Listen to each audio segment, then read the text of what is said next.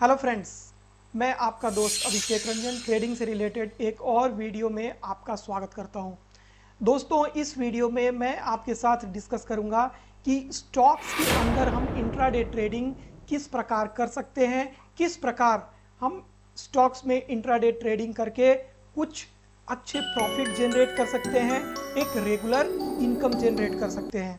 साथ में मैं आपको ये भी बताऊंगा कि इंट्राडे ट्रेडिंग के दौरान वो कौन सी आम गलतियां हैं जो हम करते हैं और कौन से तरीकों को अपनाकर हम उन गलतियों से बच सकते हैं। आपको मैं कुछ स्टॉक्स भी बताऊंगा जिनमें आप इंट्राडे ट्रेडिंग रेगुलर बेसिस पे कर सकते हैं। दोस्तों, एक और चीज़ मैं यहाँ पे आपको बताना चाहता हूँ कि आज के डेट में युवा पीढ़ी के अंदर इंट्राडे ट्रेडिंग का क्रेज़ बहुत ज़्यादा बढ़ चुका है और ये निरंतर बढ़ते ही जा रहा है। लेकिन सबसे ज़्यादा जिस तरफ लोग अट्रैक्ट हो रहे हैं वो है ऑप्शन बाइंग। आप मेरा पिछला वीडियो जाके देख सकते हैं ऑप्शन बाइंग पर। उसमें मैं बता चुका हूं कि ऑप्शन बाइंग बहुत ज़्यादा रिस्की सेगमेंट है। तो अगर आप ट्रेडिंग में एक नई शुरुआत कर रहे हैं तो ऑप्शन बाइंग से आपको बचना चाहिए। यह मेरा खुद का सलाह है, खुद के एक्सपीरियंस के आधार पे। बाकी आपका खुद का डिसीजन हो सकता है। इसके अलावा अगर आपको स्टॉक्स में भी इंट्राडे ट्रेडिंग करना है तो उसमें भी आपको प्रॉपर कैपिटल मैनेजमेंट की नॉलेज होनी चाहिए, टेक्निकल एनालिसिस की प्रॉपर नॉलेज होनी चाहिए और साइकोलॉजी की प्रॉपर नॉलेज होनी चाहिए। तो हम ग्रेजुअली अलग अलग वीडियोस में इन सारे टॉपिक्स को कवर करते रहेंगे। तो आप इन सारी चीज़ों को सीख के फिर आप स्टॉक्स में इंट्राडे ट्रेडिंग शुरू कर सकते हैं। तो अभी हम वीडियो को स्टार्ट करते हैं। अगर आप चैनल पे पहली बार आ रहे हैं तो चैनल को सब्सक्राइब कर दीजिए और बेल आइकन को दबा दीजिए ताकि कोई भी नया वीडियो आने से आप तक नोटिफिकेशन पहुंच सके। दोस्तों, सबसे पहले मैं आपको बताऊंगा कि इंट्राडे ट्रेडिंग क्या होता है। इंट्रा प्लस डे, इसका मतलब हुआ कि दिन के अंदर, ठीक है। यानी कि आप जो भी पोजीशन बाई कर रहे हैं या सेल कर रहे हैं उसको आपको दिन के अंदर ही स्क्वायर ऑफ करना है।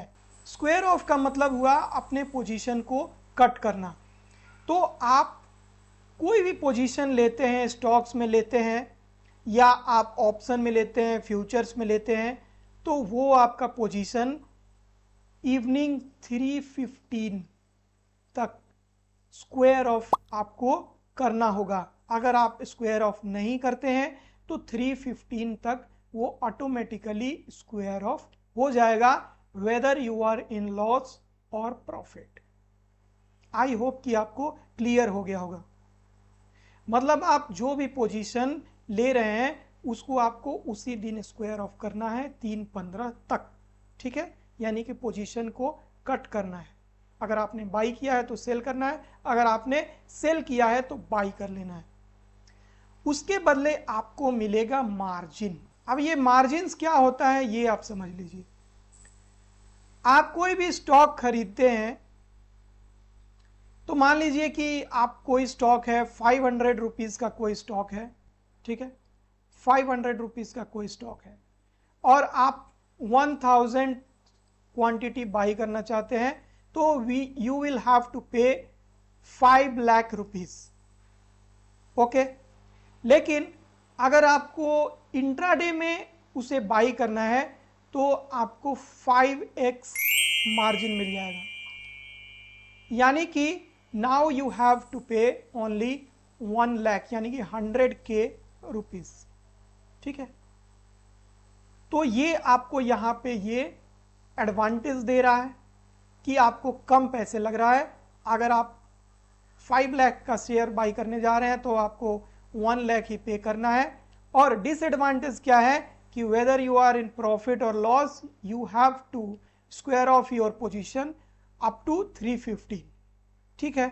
ये आपके पास डिसएडवांटेज है, इस चीज को आपको क्लियरली समझ लेना होगा। नाउ दूसरी चीज मैं जो आपको बताना चाह रहा हूं वो ये है कि कुछ लोग सेगमेंट से कंफ्यूज करते हैं। अगर उनके सामने ऑप्शन की बात करो तो वो बोलते हैं इंट्राडे ट्रेडिंग क्या होता है। अगर उनके सामने फ्यूचर्स की बात करो तो वो बोलते हैं कि okay futures is okay but intraday trading क्या होता है। तो यहाँ पे दोनों चीज़ों को बिल्कुल क्लियरली समझ लेना होगा कि अगर मैं यहाँ पे ऑप्शन की बात कर रहा हूँ या फ्यूचर्स की बात कर रहा हूँ या कैश की बात कर रहा हूँ, तो ये आपको सेगमेंट है। शेयर मार्केट के अंदर आप पहले मैं वीडियोस ऑलरेडी बना चुका हूँ, आप वहाँ जाके डिटेल में देख सकते हैं। शेयर मार्केट के अंदर टोटल 2 सेगमेंट है, कैश है और डेरिवेटिव्स है। तो कैश के अंदर क्या होता है, स्टॉक्स हम बाई कर सकते हैं या सेल कर सकते हैं। इसके अलावा डेरिवेटिव्स क्या होता है, तो कैश पर जो डिपेंड, कैश के परफॉर्मेंस पे जो डिपेंड करता है। अगर मान लीजिए कि कोई शेयर है, ठीक है, कोई शेयर है, जैसे मान लीजिए कि SBI एक शेयर है, इसको हम अंडरलाइन बोल सकते हैं, अंडरलाइन, ठीक है। तो ये अंडरलाइन जैसा परफॉर्मेंस करेगी उसी हिसाब से इसका जो डेरिवेटिव्स है, यानी कि फ्यूचर्स एंड F&O बोलते हैं इसको, फ्यूचर्स एंड ऑप्शंस, ये भी उसी हिसाब से परफॉर्मेंस देंगे। आई होप कि it is clear to you. जिस तरीके से ये SBI का शेयर है, मान लीजिए कि 560 रुपीज़ का है, तो जिस तरीके से ये परफॉर्मेंस देगा उसी तरीके से जो इसका फ्यूचर्स या इसका ऑप्शंस ये भी परफॉर्मेंस देगा, ठीक है। यानी कि जो डेरिवेटिव्स का परफॉर्मेंस है वो अंडरलाइन के परफॉर्मेंस पे डिपेंड करता है, और अंडरलाइन किसे बोलेंगे यहाँ पे, जो शेयर है, ठीक है। तो ये जो टर्म्स है मैं आपको इसलिए यहाँ पे बीच बीच पे बता रहा हूँ ताकि आप चीज़ों को बहुत ही क्लियरली समझ पाए। ओके, तो टोटल शेयर मार्केट के अंदर 2 सेगमेंट है, कैश है, डेरिवेटिव्स है। कैश में आप स्टॉक्स है, स्टॉक्स को आप बाई एंड सेल कर सकते हैं। उसी तरीके से फ्यूचर्स में 2 पार्ट है, फ्यूचर्स है एंड ऑप्शंस है। वैसे स्वैप्स भी है और उसको यहाँ पे हम डिस्कस नहीं करेंगे, जो मोस्ट पॉपुलर है वो फ्यूचर्स एंड ऑप्शंस है, उसी को डिस्कस करेंगे यहाँ पे। तो फ्यूचर्स है और ऑप्शंस है। फ्यूचर्स में भी आप बाई एंड सेल कर सकते हैं और ऑप्शंस में आप बाई एंड सेल कर सकते हैं।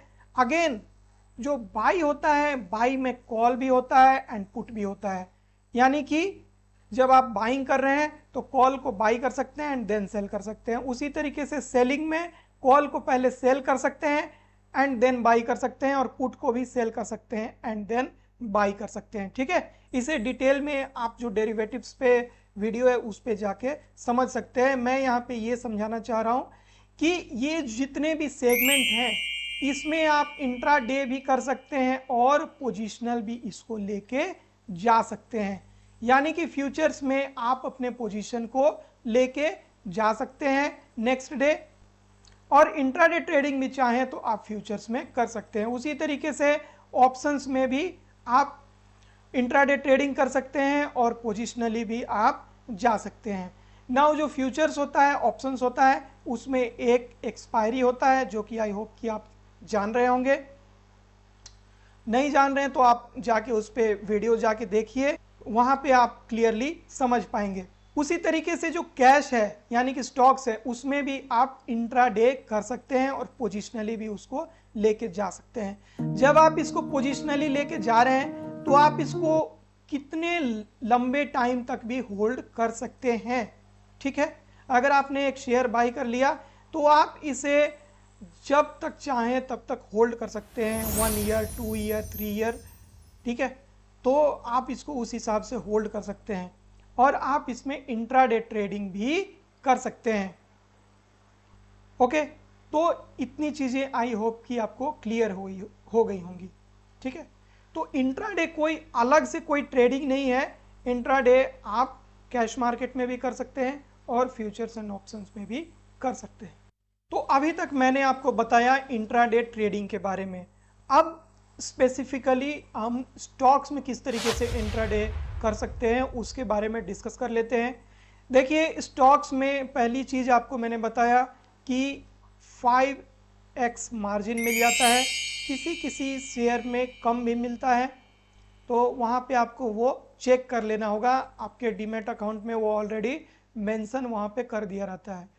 तो 5x आपको मार्जिन मिल जाएगा स्टॉक्स में जब आप ट्रेडिंग कर रहे हैं। दूसरी बात, आपको सेम डे स्क्वायर ऑफ करना होगा। ये तो आपको स्टॉक्स में करें या ऑप्शंस फ्यूचर्स में करें, किसी में भी आपको सेम डे स्क्वायर ऑफ करना होगा। थर्ड थिंग जो है, intraday trading is not active in all stocks. सभी स्टॉक्स में इंट्राडे ट्रेडिंग अलाउड नहीं होता है, तो वहां पे आपको वो चेक करना होगा। ठीक है। इसके अलावा एक और पॉइंट ये है कि आप स्टॉक्स को डायरेक्टली सेल भी कर सकते हैं। अगर मान लीजिए कि आपको कोई स्टॉक दिख रहा है, जैसे कि मान लीजिए टाटा मोटर्स कोई स्टॉक है, आपको ये दिख रहा है कि ये लगातार नीचे जा रहा है, या आपके पास कोई न्यूज़ भी है कि ये आज तो डाउन ही जाएगा, या टेक्निकली आपको दिख रहा है, तो आप इसको सेल कर सकते हैं। अगर मान लीजिए कि ये 680 के प्राइस पे है और आपने इसको सेल कर दिया 680 पे इंट्राडे में, और उसके बाद से आपने इसको 670 पे क्या कर लिया, बाई कर लिया, तो ये आपको 10 रुपीज़ प्रॉफिट हो गया पर शेयर। ओके, तो अगर आपने 1000 क्वांटिटी बाई किया है तो 1000 into 10 is equal to 10,000 will be your profit. Stocks में लिक्विडिटी अच्छी होनी चाहिए। लिक्विडिटी का मतलब क्या हुआ कि मूवमेंट होनी चाहिए। ठीक है, अगर कोई स्टॉक्स है जैसे 570 पे कोई स्टॉक है, तो अगले वो 1 आवर में या 2 आवर में उसमें मूवमेंट आना चाहिए। यानी 570 पे है तो वो कभी 571 पे भी जा रहा है, 72 73 पे जा रहा है, फिर पीछे भी आ रहा है, फिर 569 पे भी जा रहा है, ये मूवमेंट होना चाहिए। ठीक है। दूसरी चीज कि उसके अंदर वॉल्यूम बहुत अच्छी होनी चाहिए। बाई एंड सेल तभी आपको कंटिन्यूअसली उसमें चलते रहेगा, तो वॉल्यूम आप वहां पे चेक कर सकते हैं। डीमेट अकाउंट में जब हम बाई करने जाते हैं तो वहां पे बिडिंग दिखाते रहता है कि कितना यहाँ पे बिडिंग हो रहा है, बाई में कितना बिडिंग हो रहा है, सेलिंग में कितना बिडिंग हो रहा है। ठीक है, तो वहां पे आप वॉल्यूम आपको दिख जाएगा। एनएससी के साइट पे भी आप चेक कर सकते हैं। स्टॉप लॉस जरूर लगाना है। जब भी हमें इंट्राडे ट्रेडिंग करना है तो हमें स्टॉप लॉस जरूर लगाना है। बिना स्टॉप लॉस के ट्रेडिंग नहीं करना है, किसी भी हाल में नहीं करना है। इस चीज को आपको बिल्कुल माइंड में फिट कर लेना होगा। दूसरा जो इंपॉर्टेंट पॉइंट है वो ये है कि आपको कभी भी एवरेजिंग नहीं करना है। एवरेजिंग का मतलब क्या हुआ, मान लीजिए कि कोई स्टॉक्स है 1500 पे, लेट्स से इंडसइंड बैंक। ठीक है, इंडसइंड ये एक अच्छी कंपनी है, इसके अलावा पीवीआर है। तो मान लीजिए 1500 पे है और ये स्टॉक आपने 1500 पे बाई कर लिया इंट्राडे लेवल पे, और उसके बाद से स्टॉक डाउन हो गया, इसका प्राइस हो गया 1480। फिर आपने क्या किया, पहले आपने बाई किया 500 क्वांटिटी और उसके बाद से 1480 पे आपने 300 क्वांटिटी और ऐड कर लिया, और अब आपके पास 800 क्वांटिटी हो गया। फिर ये स्टॉक आपने सोचा कि यहाँ से ऊपर जाएगा तो अब मुझे अच्छा प्रॉफिट हो गया, लेकिन स्टॉक अगेन फेल डाउन और नाउ इट केम टू 1465। आपने फिर से 300 क्वांटिटी और बाई कर लिया and now you have 1100 quantity. तो इस तरीके से क्या होगा कि आपका लॉस बढ़ते जाएगा, और अगर आपके फेवर में नहीं आया मार्केट, लगातार वो स्टॉक नीचे जाते गया, तो फिर आप हेवी लॉस की तरफ चले जाएंगे। इसलिए ये बहुत ही इंपॉर्टेंट लेसन है जो आपको सीखना चाहिए। आप जब भी इंट्राडे ट्रेडिंग करते हैं तो एवरेजिंग किसी भी हाल में नहीं करना है, और ये सबसे बड़ी गलती है। स्टॉप लॉस नहीं लगाने से भी बड़ी गलती है एवरेजिंग करना। ठीक है, क्योंकि एवरेजिंग के अंदर आप बहुत बड़े लॉस में जा सकते हैं। अगला जो इंपॉर्टेंट पॉइंट है वो है कि आपको अपने पोजीशन को कैरी फॉरवर्ड में नहीं ले जाना है। कैरी फॉरवर्ड में ले जाने का क्या मतलब हुआ, ये मैं आपको बताता हूं।